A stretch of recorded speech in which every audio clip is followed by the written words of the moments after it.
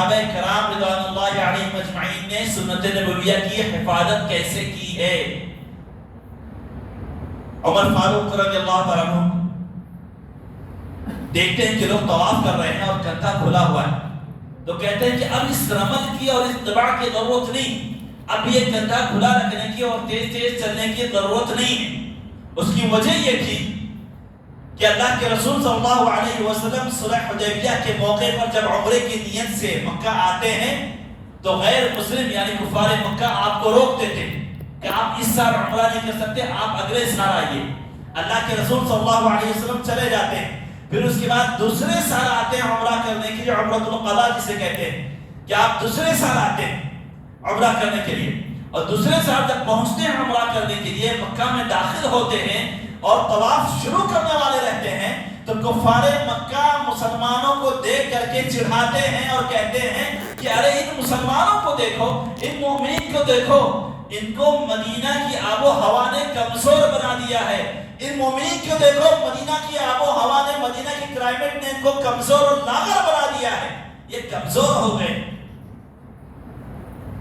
اللہ کے رسول صلی اللہ علیہ وسلم جب یہ سنتے ہیں تو مومنین کو مخاطب کر کے کہتے ہیں کہ یہ تمہیں کہہ رہے ہیں کہ تمہیں مدینہ کی آب و ہوا نے کمزور بنا دیا ہے، اپنے کندھے کھولو، اپنے کندھے کھولو، اپنے کندھے دکھاؤ، شولڈر دکھاؤ ان کو، اور تیز تیز چکر لگاؤ تاکہ یہ معلوم ہو جائے کہ میرے مومنین یہ کمزور نہیں ہیں، یہ طاقت رکھتے ہیں، یہ صلاحیت رکھتے ہیں، یہ جواب دینے کی صلاحیت رکھتے ہیں، یہ کمزور نہیں پڑے۔ لہذا اپنا داہنا کندھا کھول کر کے تم لوگ طواف کرو، تیز سے چل کر کے دکھاؤ کہ ہم کمزور نہیں ہیں۔ صحابہ کرام رضوان اللہ علیہم اجمعین نے اسی پر عمل کیا، اور جب مکہ فتح ہو گیا، جب مکہ فتح ہو گیا تو عمر بن خطاب رضی اللہ عنہ کہتے ہیں کہ اب تو مکہ ہمارے قبضے میں ہے، ہمارے انڈر میں ہے، یہاں پر ہماری حکومت قائم ہے، اب اس عمل کی ضرورت نہیں ہے، اب ضرورت نہیں ہے کہ کندھا کھولا جائے، اب ضرورت نہیں ہے کہ چاہے طواف کرتے وقت تین چکر میں تیز تیز چلا جائے۔ لیکن اس کے باوجود عمر فاروق رضی اللہ عنہ کہتے ہیں کہ میں اس چیز کو ختم نہیں کر سکتا ہوں، اس لیے ختم نہیں کر سکتا ہوں کیونکہ یہ میرے نبی نے ایجاد کیا تھا، میرے نبی نے بتایا تھا، اور میرے نبی کی سنت کو زندہ کرنے کے لیے میں اس کو باقی رکھوں گا، اس پر عمل کروں گا، اس پر عمل کرواؤں گا۔ اب اندازہ لگائیے کہ سنت پر عمل کر کے اس کی حفاظت کرنی، اس کے الفاظ کو صرف اپنے سینوں میں بسا کر کے، صرف الفاظ کو یاد کر کے یا حقیقت سن کر کے اپنے کانوں سے محدود نہیں ہونا، مستفید نہیں ہونا، صرف لذت نہیں حاصل کرنا، بلکہ نبی کی سنت کو محفوظ رکھنا ہے۔ آج ہم یہ دعویٰ کر رہے ہیں کہ بدعتیں پنپ رہی ہیں، بدعتیں پنپ رہی ہیں، بدعتیں فروغ پا رہی ہیں، سماج میں بدعتیں عام ہوتی جا رہی ہیں۔ ارے سوال یہ ہے کہ بدعتیں عام ہوتی جا رہی ہیں تو ہم نبی کی سنت پر کتنا عمل کر رہے ہیں؟ ہم نبی کی سنت پر کتنا عمل کر رہے ہیں؟ ارے بدعتیں کب سے وجود میں آ رہی؟ عبداللہ بن عباس رضی اللہ تعالیٰ عنہ، عبداللہ بن عباس 68 ہجری میں ان کا انتقال ہوا، 68 ہجری میں، ابھی ہم 1447 میں چل رہے ہیں، 1447 1447 میں ہم چل رہے ہیں۔ عبداللہ بن عباس کی وفات 68 ہجری میں ہوئی۔ عبداللہ بن عباس کیا کہہ رہے ہیں؟ تقریباً 1400 سال، پونے 1400 سال کا عرصہ عبداللہ بن عباس اپنے زمانے میں کہہ رہے ہیں، کیا کہہ رہے ہیں عبداللہ بن عباس؟ لا يأتي على الناس عام إلا وقد أحدثوا فيه بدعة وأماتوا فيه سنة فتحيا البدع وتموت السنن۔ عبداللہ بن عباس کہہ رہے ہیں کہ ہر نئے سال میں میں دیکھ رہا ہوں کہ لوگ ایک نئی بدعت ایجاد کر رہے ہیں اور ایک سنت کا خاتمہ کر رہے ہیں۔ نتیجہ یہ ہے کہ بدعتیں پنپ رہی ہیں، بدعتیں وجود میں آتی جا رہی ہیں اور سنتوں کا خاتمہ ہو رہا ہے۔ وہ 68 ہجری میں، آج 1447 ہجری میں، تک کتنی بدعتیں وجود میں آ چکی۔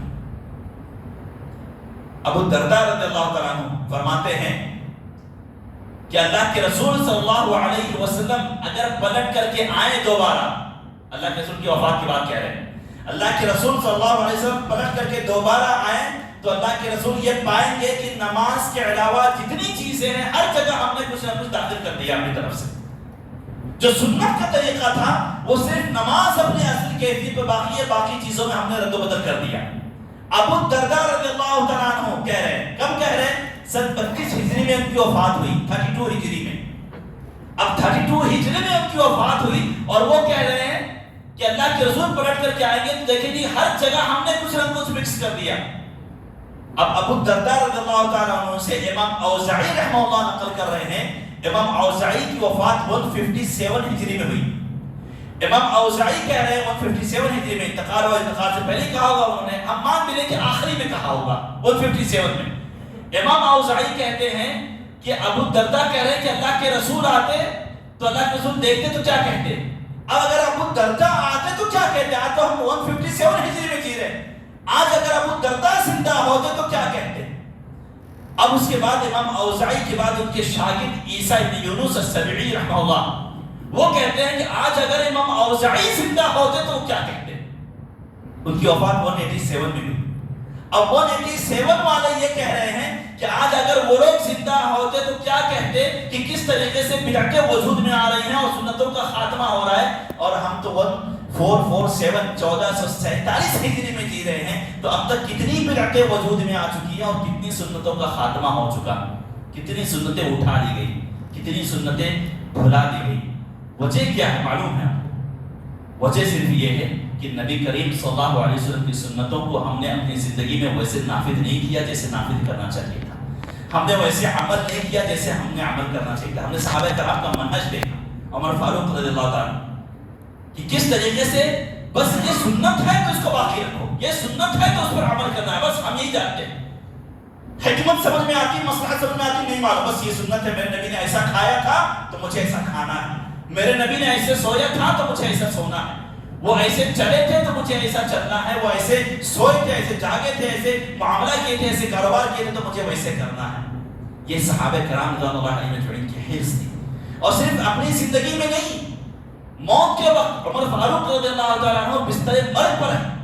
عمر فاروق رضی اللہ تعالیٰ عنہ بستر مرگ پر ہیں, وفات بالکل قریب ہو چکی ہے. اقوام ان پر حملہ کیا گیا تھا, مجوسی نے ان پر حملہ کیا تھا, بولو مجوسی نے ان پر حملہ کیا تھا اور وہ زخمی ہیں. اور جب آخری وفات کا وقت بالکل قریب آ گیا تو ان سے پوچھا جاتا ہے, کہا جاتا ہے, ان سے مطالبہ کیا جاتا ہے کہ آپ اپنے بعد کسی کو خلیفہ نامزد کر دیجیے, اپنے بعد کسی کو خلیفہ بنا چاہیے. اب آپ اندازہ لگائیے بستر مرگ پر ہیں, اب تک میں وفات ہونے والی ہے ان کی, اور ان سے کہا جا رہا ہے کہ آپ اپنے بعد کسی کو جانشین بنائیے. تو فوراً ڈیسیژن نہیں لیا انہوں نے, بلکہ یہ کہا کہ اللہ کے رسول نے کیا کیا تھا, ابو بکر مجھ سے پہلے تو انہوں نے کیا کیا تھا, ٹھیک ہے میں دیکھتا ہوں, پہلے میں دیکھتا ہوں کہ مجھ سے پہلے کے لوگ ان کی سنت کیا تھی, ان کا طریقہ کیا تھا, اس طریقے کو میں اپنے سامنے رکھوں گا. تو ابو عمر رضی اللہ تعالیٰ کیا پاتے ہیں, کہتے ہیں کہ اگر میں اپنے بعد کسی کو خلیفہ نہ بناؤں تو یہ بھی سنت موجود ہے کہ اللہ کے رسول نے اپنے بعد کسی کو خلیفہ نہیں بنایا تھا, اور اگر میں بنا کے چاہتا ہوں اپنے بعد کسی کو خلیفہ تو مجھ سے بہتر ابو بکر رضی اللہ تعالیٰ عنہ تھے, انہوں نے اپنے بعد خلیفہ بنایا تھا, مجھے ہی بنایا تھا. لہذا میں ایک کام کرتا ہوں, ایک درمیانی راستہ انہوں نے نکالا کہ انہوں نے 6 لوگوں کی کمیٹی بنائی اور 6 لوگوں کی کمیٹی بنا کر کے فیصلہ ان کے حوالے کر دیا, نہ تو کسی کو نامزد کیا اور نہ بالکل عام چھوڑ دیا, بلکہ ایک درمیانی راستہ اپنایا. اور درمیانی راستہ یہ کہ 6 لوگوں کو نامزد کیا اور کہا کہ آپ لوگ اپنے مل جل کر بیٹھیے اور انہی میں سے کسی ایک کو خلیفہ بنا لیجیے. کہنے کا مطلب یہ ہے کہ عمر فاروق رضی اللہ تعالیٰ عنہ بستر مرگ پر ہیں, اب تک میں وفات ہونے والی ہے, اس کے باوجود حرص یہ ہے, چاہت یہ ہے, لالچ یہ ہے کہ ایسی صورت میں بھی میرے نبی کی سنت کیا تھی. ہم تو اپنے عام دن میں, اپنے شب و روز میں بھی سنت کو تلاش نہیں کرتے, ہم تو سنت پر عمل بھی کرتے ہیں تو اپنی فلیکسیبلٹی کے اعتبار سے کرتے ہیں. اگر ہمارے مزاج کے مطابق ہے, ٹھیک ہے سنت ہی تو ہے, کیا تو کیا, نہیں کیا تو نہیں کیا. ہم تو اتنے فلیکسیبل ہیں کہ ہمارے مطابق, مزاج کے مطابق سنت مل رہی تو ٹھیک ہے, ورنہ جانے تو چھوڑو. صحابہ کرام اس طرح مرگ پر ہیں, اس کے باوجود سنت کو تلاش کر رہے ہیں. ہم اپنے عام دنوں میں, ہم اپنے شب و روز میں بھی کبھی سنت کو تلاش نہیں کرتے کہ میرے نبی نے کھایا تھا تو کیسے کھایا تھا, پیا تھا تو کیسے پیا تھا, چلے تھے تو کیسے چلے تھے, سوئے تھے تو کیسے سوئے تھے, اٹھے تھے تو کیسے اٹھے تھے, نماز پڑھے تھے تو کیسے پڑھے تھے, روزہ رکھے تھے تو کیسے رکھے تھے. ہم نہیں ڈھونڈتے, ہمارے اندر وہ طلب ہی نہیں ہے, ہمارے اندر وہ حرص ہی نہیں ہے, ہمارے اندر وہ جذبہ ہی نہیں ہے کہ ہم یہ سوچیں کہ ہمارا ہر قدم, ہمارا ہر عمل, ہماری ہر سوچ وہ نبی کی سنت کے مطابق ہونی چاہیے. اور اس کا نتیجہ یہ ہے کہ سنتیں اٹھ رہی ہیں, بدعتیں بڑھ رہی ہیں. صرف سنتوں پر عمل کرنا ہی نہیں, بلکہ آنے والی نسلوں تک، جنریشن تک پہنچانا یہ بھی ہماری ذمہ داری ہے، یہ بھی ہماری ذمہ داری ہے کہ آنے والی نسلوں تک ہم سنت کو پہنچائیں۔ میں نے ابھی مثال دی نا کہ آپ محرم الحرام کو آپ پوچھئے ایک بڑے طبقے سے تو کیا کہے گا؟ نہیں یہ خوشی کا دن نہیں، یہ ماتم کا دن ہے، یہ روزہ رکھنے کا دن نہیں، یہ کھچڑی کھانے کا دن ہے، یہ شربت پینے کا دن ہے۔ وجہ کیا ہے کہ بسا اوقات ہم سنتوں کو جانتے بھی ہیں لیکن ہم سنتوں پر عمل نہیں کرتے، اور عمل نہ کرنے کا نتیجہ یہ ہوتا ہے کہ ہم سنت کو آنے والی جنریشن تک پہنچا نہیں پاتے ہیں۔ حضرت عثمان رضی اللہ عنہ کا عمل دیکھیے۔ حضرت عثمان رضی اللہ تعالیٰ عنہ ایک دفعہ مسجد میں بیٹھے تھے، مسجد کے دروازے پر کھانا منگایا جو آگ پر پکا ہوا تھا، کھانا منگایا، کھانا کھایا، پھر اس کے بعد اٹھے، کلی کیا اور پھر اس پر جا کر کے نماز ادا کی۔ لوگوں نے دیکھا یہ منظر، میں نے کہا کہ سنت کو آنے والی جنریشن تک پہنچانا یہ بھی ہماری ذمہ داری۔ عمل کرنا تو بہت دور کی بات ہے، چھوڑ دیجیے اس کو کہ سنت پر عمل کرنا، سنت کو اگلی نسل تک پہنچانا یہ بھی ہماری ذمہ داری ہے۔ عثمان رضی اللہ تعالیٰ عنہ نے یہ عمل کیا، آگ پر پکا ہوا کھانا منگایا، کھایا، وہ کلی کیا اور پھر نماز کے لیے کھڑے ہو گئے۔ جب نماز پڑھ چکے تو کہتے ہیں میں نے یہ عمل اس لیے کیا ہے، تم کو یہ بتلانا مقصد ہے، تم کو یہ سکھانا مقصد ہے کہ اللہ کے رسول صلی اللہ علیہ وسلم آگ پر پکا ہوا کھانا کھانے کے بعد نماز کے لیے کھڑے ہو جاتے تھے، اس میں وضو کی ضرورت نہیں ہے، وضو کی ضرورت نہیں ہے۔ کتنا اچھا حکم، کتنا اچھا فلسفہ عثمان رضی اللہ تعالیٰ نے عمل کر کے دکھا دیا، بتلا دیا، سکھا دیا ہم لوگ کہ اللہ کے رسول صلی اللہ علیہ وسلم کا یہ طریقہ ہے کہ آگ پر پکا ہوا کھانا کھانے کے بعد آپ اٹھیں، آپ کو دوبارہ نئے سرے سے وضو کرنے کی ضرورت نہیں ہے، آپ کو لکھ لیجیے، جا کر کے نماز پڑھ لیجیے۔ عثمان رضی اللہ تعالیٰ عنہ نے یہ طریقہ ہمیں سکھایا۔ کہنے کا مطلب ہے میرے بھائی کہ سنت پر عمل یہ صحابہ کرام نے یہ طریقہ ہمیں سکھلایا۔ حضرت علی رضی اللہ تعالیٰ عنہ، ایک واقعہ میں آپ کو بیان کروں کہ حضرت فاطمہ رضی اللہ تعالیٰ عنہ جو اللہ کے رسول صلی اللہ علیہ وسلم کی بیٹی، حضرت فاطمہ رضی اللہ تعالیٰ عنہ، ان کو معلوم ہوتا ہے کہ میرے والد کے ہاں یعنی اللہ کے رسول صلی اللہ علیہ وسلم کے ہاں کچھ خادمائیں آئی ہیں، نوکرانیاں ہیں، لونڈیاں ہیں، یہ اپنے والد کے گھر پہ آتی ہیں، اپنے والد کے گھر میں والد سے ملاقات نہیں ہوتی ہے۔ ام المؤمنین عائشہ رضی اللہ عنہ سے ملاقات ہوتی ہے اور کہتی ہیں کہ میں گھر میں اکیلی ہوں، کھانا بھی بناتی ہوں، برتن بھی دھوتی ہوں، جھاڑو بھی لگاتی ہوں، گھر کی صفائی پوری کرتی ہوں، پھر اس کے بعد اپنے شوہر کی خدمت کرتی ہوں تو تھک جاتی ہوں، لہذا اگر کوئی خادمہ ہو سکے، کوئی نوکرانی کا انتظام ہو سکے تو میرے والد سے کہیے کہ مجھے ایک نوکرانی دے دیں۔ اللہ کے رسول تو موجود نہیں تھے گھر پر۔ بہرحال اللہ کے رسول صلی اللہ علیہ وسلم جب شام میں آتے ہیں تو عائشہ رضی اللہ عنہا کہتی ہیں کہ اللہ کے رسول آپ کی بیٹی آئی تھی اور آپ کی بیٹی نے ایک نوکرانی کا مطالبہ کیا ہے کہ ایک نوکرانی کا انتظام کر دیجیے ہمارے لیے، اس لیے کہ وہ کام کرتے کرتے تھک جاتی ہیں، کسی ہیلپر کی ضرورت ہے ان کو۔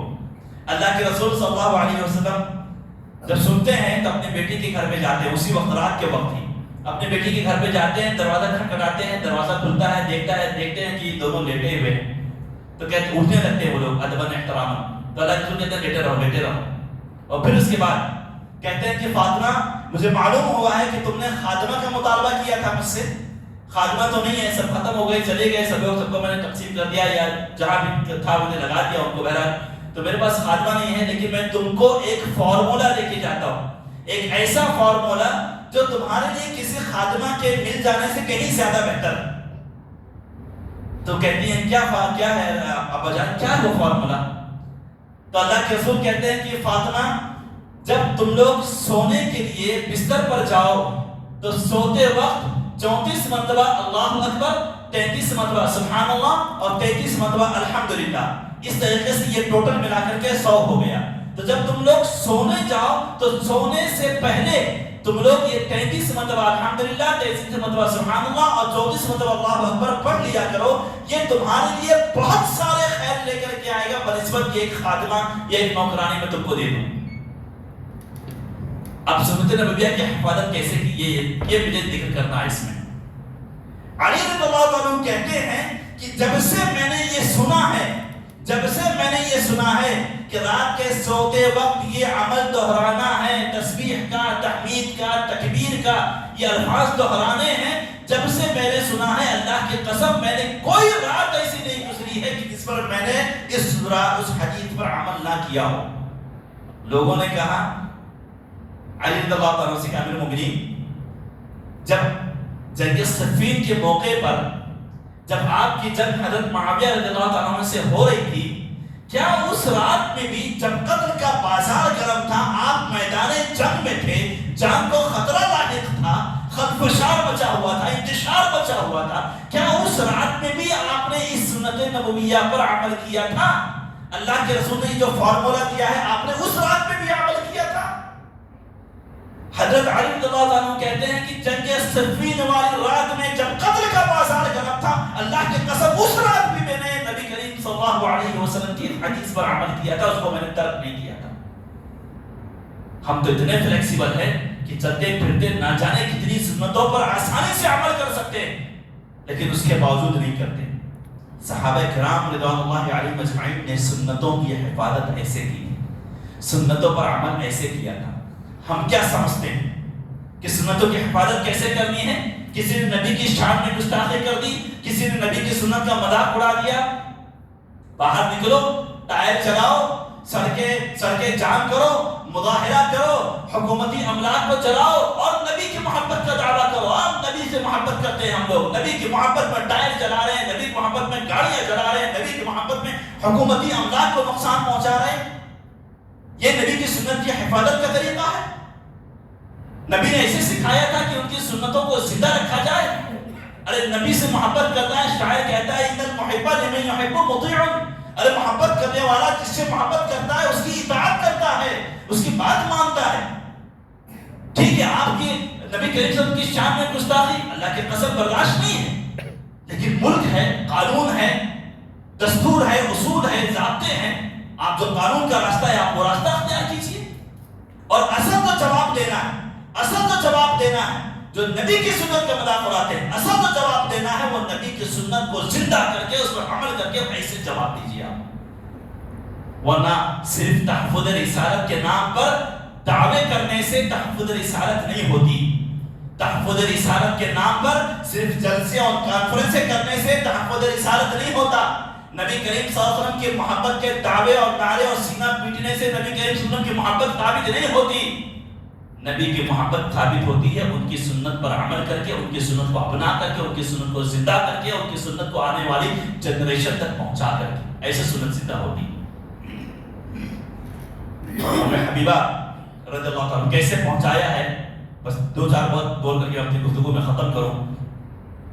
ام حبیبہ رضی اللہ تعالیٰ عنہ نے اللہ کے رسول صلی اللہ علیہ وسلم سے ایک حدیث نقل کی کہ اللہ کے رسول نے کہا ہے کہ جس نے دن و رات میں 12 رکعتیں نماز پڑھی، من صلی للہ 12 رکعت فی یوم و لیلۃ بنى اللہ لہ بہن بیتا فی الجنہ، جس نے دن و رات میں 12 وقت کی 12 رکعتیں نماز پڑھی، اللہ رب العزت اس کے لیے جنت میں گھر تعمیر کرتا ہے۔ یہ اللہ کے رسول کی حدیث، اللہ کے رسول کا فرمان۔ جس نے دن اور رات میں ملا کر کے 12 رکعتیں نماز، یعنی کہ 12 نفلی نمازیں، کون کون سی ہیں؟ ظہر سے پہلے 4، ظہر کے بعد 2، 6 ہو گئی، مغرب کے بعد 2، 8، عشاء کے بعد 2، 10، اور فجر سے پہلے 2، اس طریقے سے 12۔ یہ 12 رکعتوں کی پابندی اگر کوئی کرتا ہے، اس پر مداومت کے ساتھ میں عمل کرتا ہے، ان نمازوں کو پڑھتا ہے، اللہ رب العزت جنت میں اس کے لیے گھر تعمیر کرتا ہے۔ ام حبیبہ کہتی ہیں فواللہ ما ترکتہن منذ سمعتہن من رسول اللہ صلی اللہ علیہ وسلم۔ ام حبیبہ رضی اللہ عنہ کہتی کہ اللہ کی قسم جب سے میں نے اللہ کے رسول سے یہ حدیث سنی ہے، میں نے کبھی بھی ان 12 رکعتوں کو نہیں چھوڑا ہے، ہمیشہ اس پر عمل کیا ہے۔ اور اس کے بعد آگے بڑھیے، میں نے کہا تھا کہ آنے والی جنریشن تک پہنچانا یہ بھی ذمہ داری۔ ام حبیبہ سے روایت کرنے والے راوی عنبسہ بن ابی سفیان، عنبسہ بن ابی سفیان کہتے ہیں واللہ ما ترکتہن منذ سمعتہن من ام حبیبہ، کہ اللہ کی قسم جب سے میں نے ام حبیبہ سے سنا ہے، یہ تابعی ہیں، اللہ کی تو نہیں سنے، ام حبیبہ سے سنے، کہتے ہیں جب سے میں نے ام حبیبہ سے سنا ہے، اللہ کی قسم میں نے یہ 12 رکعتیں کبھی بھی ترک نہیں کی ہیں، کبھی بھی میں نے نہیں چھوڑا۔ اب اور آگے بڑھیے، نسل در نسل کیسے منتقل ہوتی ہے چیز۔ میں نے کہا نا کہ سنت کی حفاظت عمل کر کے اور آنے والی جنریشن تک پہنچا کر کے. اب اس کے بعد عنبسہ بن ابی سفیان سے روایت کرنے والے راوی عمرو بن اوس رحمہ اللہ کہتے ہیں کہ جب سے میں نے عنبسہ سے سنا ہے میں نے کبھی بھی 12 رکعتیں نہیں چھوڑی. اور اس کے بعد عمرو بن اوس سے روایت کرنے والے راوی نعمان بن سالم کہتے ہیں کہ جب سے میں نے عمرو سے سنا ہے میں نے نہیں چھوڑا. یہ پوری چین ہے, پوری جنریشن ہے پوری ایک. امام مسلم رحمہ اللہ نے اس حدیث کو روایت کیا پوری سند کے ساتھ. یعنی نعمان بن سالم, امام مسلم رحمہ اللہ نے کہا حدثنا نعمان بن سالم عن عمرو بن ایاس عن عمرو بن اوس عن عنبسة بن ابي سفيان عن ام حبيبة عن رسول الله صلى الله عليه وسلم قال من صلى لله 12 ركعة بنى الله له بهن بيتا في الجنة. پوری سند ہے پوری. میرے کہنے کا مطلب یہ ہے کہ سند کے اندر جتنے بھی راوی آئے ہوئے ہیں سب نے یہ کہا کہ میں نے اپنے اوپر والے سے اس کو سنا ہے اور جب سے میں نے سنا ہے اس کو میں نے نہیں چھوڑا. تو نبی کریم صلی اللہ علیہ وسلم کی سنت کی حفاظت ایسے کی جاتی ہے. امام شیخ الاسلام ابن تیمیہ رحمہ اللہ کے تعلق سے آتا ہے کہ شیخ الاسلام ابن تیمیہ رحمہ اللہ کے شاگرد علامہ ابن القیم رحمہ اللہ نقل کرتے ہیں کہ شیخ الاسلام ابن تیمیہ رحمہ اللہ فرماتے ہیں اس حدیث کے بعد سننے کے بعد من قرأ آیت الکرسی فی دبر کل صلاۃ, کہ ہر فرض نماز کے بعد جو شخص آیت الکرسی پڑھتا ہے ہر فرض نماز کے بعد, اس کے درمیان اور موت کے جنت کے درمیان اتنا ہی فاصلہ ہوتا ہے کہ جتنا اس کی موت ہو جائے بس, ورنہ وہ سیدھے مرے گا اور پھر اس کے بعد سیدھے جنت میں داخل, مرنے کے بعد سیدھے جنت. من قرأ آیت الکرسی دبر کل صلاۃ لا يمنع من ان يدخل الجنة الا ان يموت. ہر فرض نماز کے بعد جو شخص آیت الکرسی پڑھتا ہے اس کے درمیان اور جنت کے درمیان اتنا ہی فاصلہ رہتا ہے کہ جتنا کہ وہ مر جائے بس. علامہ ابن تیمیہ رحمہ اللہ فرماتے ہیں کہ اللہ کی قسم جب سے میں نے یہ حدیث سنی ہے کہ ہر نماز کے بعد سورۃ آیت الکرسی پڑھنا جنت میں داخلے کا ذریعہ ہے, میں نے کبھی بھی چھوڑا نہیں, کبھی میں نے ترک نہیں کیا. تو ایسے ہوتی سنت رسول کی حفاظت. علامہ ابن عثیمین رحمہ اللہ ابھی قریب کے ہیں, مفتی انتقال ہوا ان کا, مطلب آخری دور کے ہیں, متاخرین میں سے ہیں. علامہ ابن عثیمین رحمہ اللہ بلوغ المرام کی شرح کر رہے تھے. شرح کرتے وقت ایک حدیث آئی کہ غسل یوم الجمعہ واجب علی کل محترم, کہ جمعہ کے دن کا غسل کرنا ہر بالغ شخص پر واجب ہے. یہ حدیث آئی. اس حدیث کی شرح میں علامہ ابن عثیمین رحمہ اللہ کہتے ہیں کہ میرے نزدیک جمعہ کے دن کا غسل کرنا واجب ہے. حالانکہ راجح قول کے مطابق یہ ہے, اور دیگر علماء کی اقوال ہیں اور احادیث رسول کی روشنی میں راجح یہ ہے کہ غسل کرنا جمعہ کے دن یہ سنت موقدہ ہے. لیکن علامہ ابن عثیمین رحمہ اللہ کی رائے ہے کہ واجب, ٹھیک ہے کوئی مسئلہ نہیں, سنت موقدہ اور واجب بہت قریب ہوتا ہے. تو بہرحال علامہ ابن عثیمین رحمہ اللہ فرماتے ہیں کہ جب سے میں نے یہ حدیث سنی ہے کہ جمعہ کے دن کا غسل کرنا واجب ہے ہر بالغ شخص پر, اللہ کی قسم کبھی بھی کوئی جمعہ ایسا نہیں گزرا ہے کہ میں نے غسل نہ کیا ہو, صرف اس حدیث پر عمل کرنے کی خاطر, صرف اسی حدیث پر عمل کرنے کی خاطر. پھر چاہے گرمی کا موسم ہو, ٹھنڈی کا موسم ہو, برسات ہو, کہتے ہیں کہ اگر میں بیمار بھی رہوں اور مجھے لگتا ہے کہ میں نہا سکتا ہوں تو میں نہاتا تھا صرف اس وجہ سے کہ نبی کریم صلی اللہ علیہ وسلم کی اس حدیث پر میں عمل کرنا چاہتا تھا. میں نہیں چاہتا کہ رسول کی اس حدیث پر عمل نہ کروں.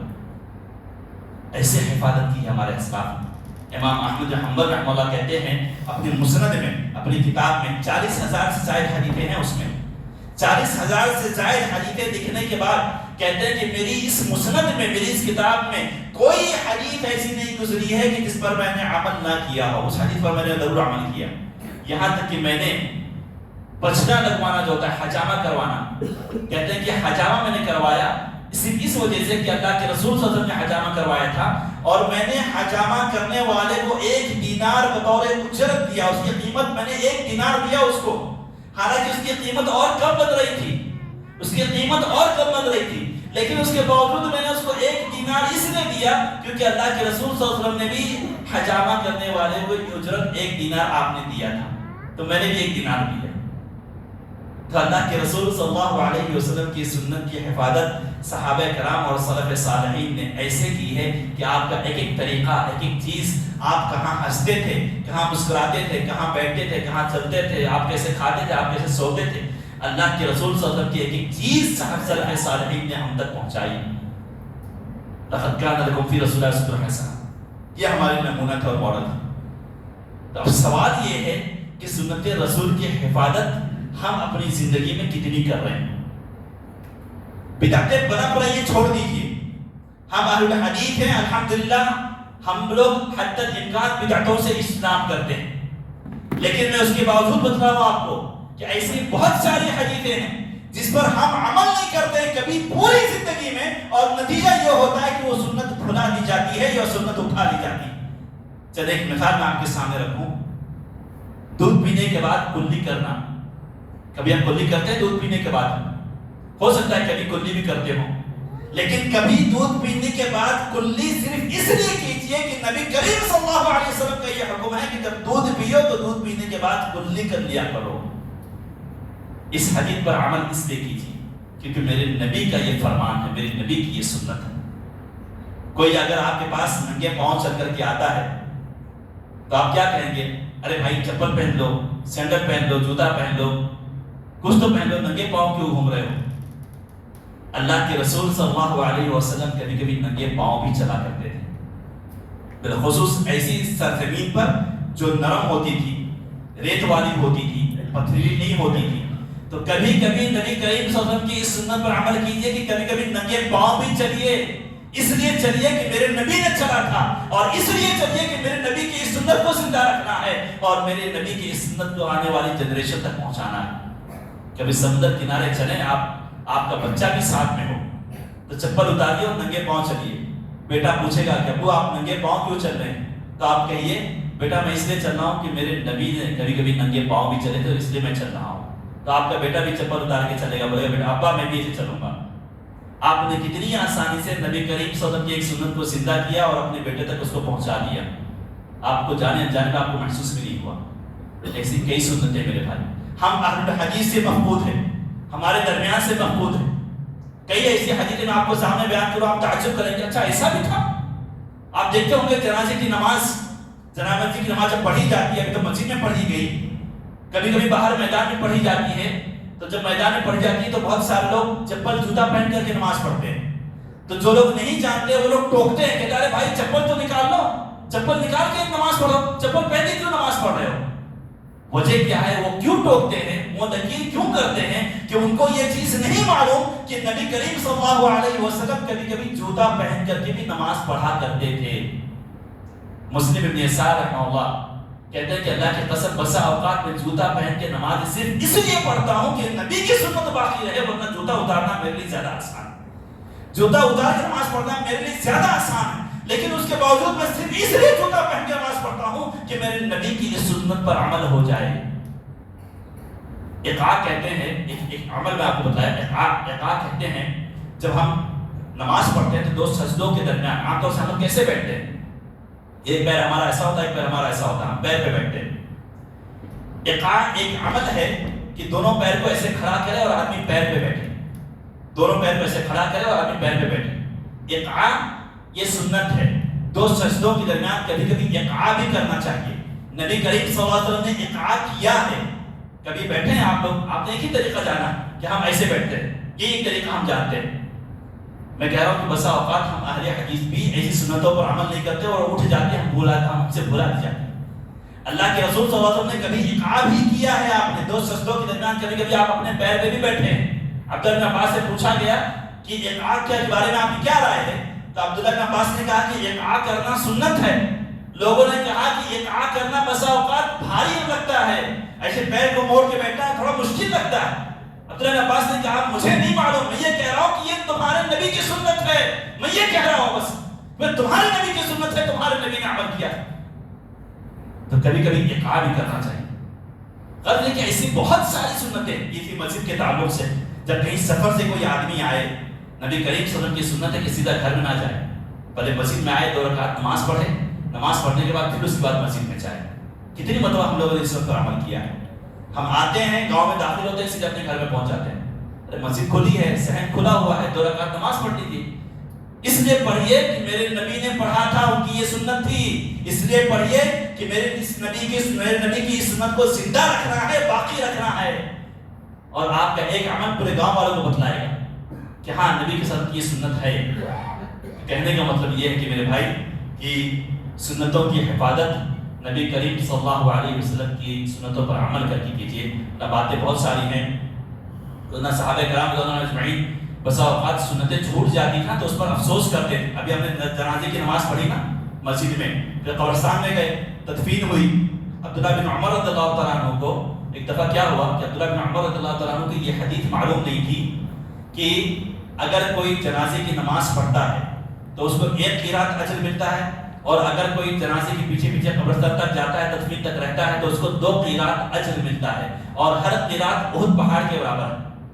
تو ایک دفعہ عبداللہ بن عمر رضی اللہ تعالیٰ عنہ بیٹھے ہوئے تھے، عامر بن سعد بن وقاص بھی بیٹھے ہوئے تھے ساتھ میں۔